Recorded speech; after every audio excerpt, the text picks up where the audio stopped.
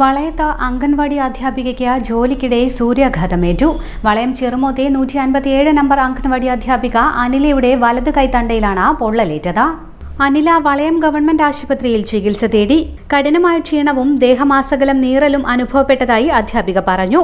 2 ദിവസം മുൻപ് തൂണേരിയിലെ അംഗൻവാടി ഹെൽപ്പർക്കും സൂര്യാഘാതമേറ്റിരുന്നു. രാവിലെ അംഗൻവാടി പോയരോ ഭയങ്കര ക്ഷീണവും ഛർദ്ദിക്കാൻ വരുന്നു. കാലും കൈയെല്ലാം ഭയങ്കര എന്നാ പറയണ്ടേ, പ്രഷർ കുറയും പോലെ തോന്നുന്നു. അങ്ങനെ ഞാൻ കൈയിൻ്റെ മുകളിൽ നോക്കുമ്പം കൈയിൻ്റെ മുകളിൽ ഒരു പുകച്ചൽ പോലെ അങ്ങനെ വട്ടത്തിൽ ഇത് വന്ന് അതിൻ്റെ മുകളിൽ പൊക്കിള വന്ന് നേരെ ഡോക്ടറെ കാണിച്ചാൽ ഡോക്ടർ പറഞ്ഞു ഇത് സൂര്യാഘാതമേറ്റതാ.